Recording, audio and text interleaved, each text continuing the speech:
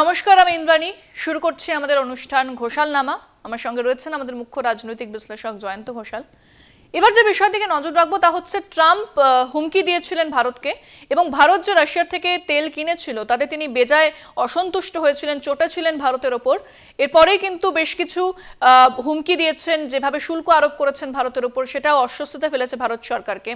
এবং তারপরে বলা হয়েছিল যে ভারত নাকি রাশিয়ার থেকে তেল কেনা বন্ধ করে দিয়েছিল, এমনটাই সংবাদ সংস্থা রয়টার্স সূত্রে খবর পাওয়া গিয়েছিল। তবে এবার দেখা গেল যে রণধীর জয়সওয়াল, যিনি বিদেশ মন্ত্রকের মুখপাত্র, তিনি এই বিষয়টা সরাসরি না হলেও ভারত যে তেল কেনা বন্ধ করেনি সেই বিষয়টার ইঙ্গিত দিয়েছেন এমনটাই, কিন্তু একেবারে ডিরেক্টলি তিনি সেভাবে কিছু বলেননি। তাহলে এবার এই বিষয়ে এই যে গোটা পরিস্থিতি কোন জায়গায় দাঁড়িয়ে রয়েছে, আমি তাহলে এটা জয়ন্তদার কাছেই যাবো। জয়ন্তদা, তাহলে এবার এই যে গোটা পরিস্থিতি সেটা কোন দিকে দাঁড়িয়ে রয়েছে, আমেরিকা এবং ভারতের কি অবস্থান থাকতে পারে এই বিষয়ে? ইন্দ্রাণী, রাশিয়ার সঙ্গে ভারতের যে সম্পর্ক, এবং সেটা শুধুমাত্র অতীতের যে ঐতিহ্য রাশিয়ার সঙ্গে ভারতের সম্পর্কে, শুধু সেই কারণে নয়, এটা পুরনো ঠান্ডা যুদ্ধের সময়কার বন্ধুত্বের নিদর্শন হিসেবে শুধু নয়, এই মুহূর্তে পুতিনের সঙ্গে আমাদের যদি সম্পর্ক ছিন্ন করা হয় তাহলে ভারতের কিন্তু কম বিপদ হবে না। সুতরাং আমাদের এখন চীন রাশিয়া অক্ষ, তার সঙ্গে মার্কিন যুক্তরাষ্ট্রের ভারসাম্য রক্ষা করাটা একটা বড় কাজ। রয়টারের এই সংবাদ, এটা তো রয়টারের সংবাদ। এখন রয়টারকে আমরা গুরু ঠাকুর মেনে নিয়ে সেইটাই সত্য বলে ধরে নেব, নাকি ভারতের বিদেশ মন্ত্রকের মুখপাত্রের কার্যত যে ডিনায়েল যে এইরকম কোনো বন্ধ হয়নি, তাহলে সেটাকে সত্য বলে গ্রহণ করব। আমি একজন নিরপেক্ষ সাংবাদিক হিসেবে এই বিষয়টাতে, যেহেতু আমি জানি না যে কোনটা সত্য, কারণ ভারত সরকার সেটাকে ডিনাই করছে, রয়টারকে তাহলে কি আমি বলবো যে রয়টারের কথাটাই ঠিক? সুতরাং এখানে আমার বক্তব্যটা হচ্ছে যে কৌশলগতভাবে মার্কিন যুক্তরাষ্ট্রকে এই বার্তা ভারত দিতে চাইবে যে দেখো, আমি তোমার সঙ্গে ঝগড়া করতে চাই না। কেননা ট্রাম্পের সঙ্গে শুধু নয়, মার্কিন যুক্তরাষ্ট্রের সঙ্গেও যে ভূকৌশলগত যে সম্পর্ক এবং যে strategic relationship between Indo US, সেটাকে নষ্ট করাটা কিছুতেই ভারতের জন্য সঠিক কাজ নয়। ভারত চীনের সঙ্গে সম্পর্ক আর একটু মধুর করার চেষ্টা করবে কটুতা থেকে। তার কারণটা হচ্ছে যে ট্রাম্পের শুল্ক নীতির ভিকটিম সেটা কিন্তু শুধু ভারত নয়, কানাডার মতো বন্ধু আমেরিকার, তারাই এখন ত্রাহি ত্রাহি করছে, গোটা ইউরোপ করছে। এখানে কোন দেশ করছে না? সবার উপরে শুল্ক চাপিয়ে দেওয়া হচ্ছে। এটা তো politics of isolation of Trump.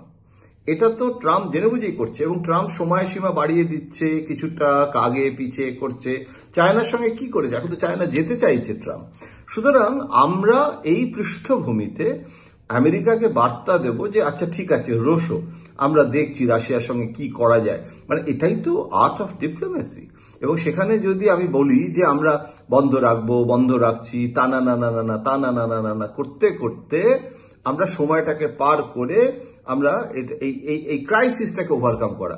America কিন্তু বাংলাদেশের এখন যে কোনো সময় নির্বাচন ঘোষণা হতে পারে, ইউনূসের ভবিষ্যৎ কি হবে, বিএনপির ভবিষ্যৎ কি হবে, আমরা প্রচন্ডভাবে কিন্তু আমেরিকার উপর সেখানেও নির্ভরশীল, এবং বাংলাদেশ কিন্তু আমাদের কাছে খুব গুরুত্বপূর্ণ একটা ব্যাপার। সুতরাং আমেরিকাকে যেটা রাহুল গান্ধী বলছেন বা বিরোধীরা বলছে, সেখানে কিন্তু বিজেপিও হয়তো বিরোধী দলে থাকলে সেটা বলতো, সেটা বিরোধী দলের কাজ। কিন্তু আজ যদি রাহুল গান্ধী দেশের প্রধানমন্ত্রী হতেন, তাহলে তিনি কি ট্রাম্পকে গিয়ে দুটো ঘুষি মারার কথা বলতেন? তিনি কি কৌশলগতভাবে কোথায় আমেরিকা কোথায় ভারত বুঝতে হবে যে হ্যাঁ, যে জিনিসগুলো নরেন্দ্র মোদী হয়তো পরিহার করতে পারত, যে বেশি ট্রাম্প ট্রাম্প করা বা ট্রাম্পকে নিয়ে একটুখানি যাকে আমরা অনেক সময় আধিক্যতা বলি, এখন সেইটা কূটনীতিতে করা উচিত হয়েছে কিনা, তার জন্য এখন এই রেট্রোস্পেক্টে ভাবা বা আলোচনা করা, সমালোচনা করা, সেটা তো সমালোচকদের কাজ। কিন্তু আমি যদি দেশের প্রধানমন্ত্রী হই আজকের দিনে, তাহলে মস্তিষ্ক মগজাস্ত্র, ফেলুদার সেই মগজাস্ত্রের বাণী ব্যবহার করে আমি বলবো যে আমাকে একটা ব্যালেন্সিং অ্যাক্ট করতে হবে। অর্থাৎ রাশিয়ার সঙ্গে সম্পর্ক তো ভারত ছিন্ন করেনি, ন্যাটোর সদস্য তো হয়ে যায়নি, এবং ইউক্রেনের সাথে বরং আমি বলবো ট্রাম্প প্রথমে যাতা রকমের খারাপ ব্যবহার করে হোয়াইট হাউসে ডেকে নিয়ে এসে তারপর এখন আবার ইউক্রেনের হয়ে বলছে ন্যাটোটাকেই তো অ্যাবলিশ করে দেওয়ার কথা বলেছিল। সুতরাং আমার মনে হয় এই পরিস্থিতিতে ব্যালেন্সিং অ্যাক্ট নিয়ে এগোতে হবে, কি একটু রিফ্লেক্স ডিপ্লোমেসি নয়, মানে পাভলভের কুকুর হয়ে কোনো লাভ নেই। অনেক ধন্যবাদ জানাবো জয়ন্তদাকে। আপনারা এই ঘোষালনামা অনুষ্ঠানে জয়ন্তদার বিশ্লেষণ শোনেন। বহু গুরুত্বপূর্ণ খবরে আমরা নজর রাখি, তবে আজকের আলোচনা এখানেই শেষ করছি। অন্যান্য খবরের আপডেট জানতে অবশ্যই নজর রাখতে হবে আমাদের অনুষ্ঠান ঘোষালনামা এবং কলকাতা টিভি ডিজিটালে রাত দিন 7 দিন।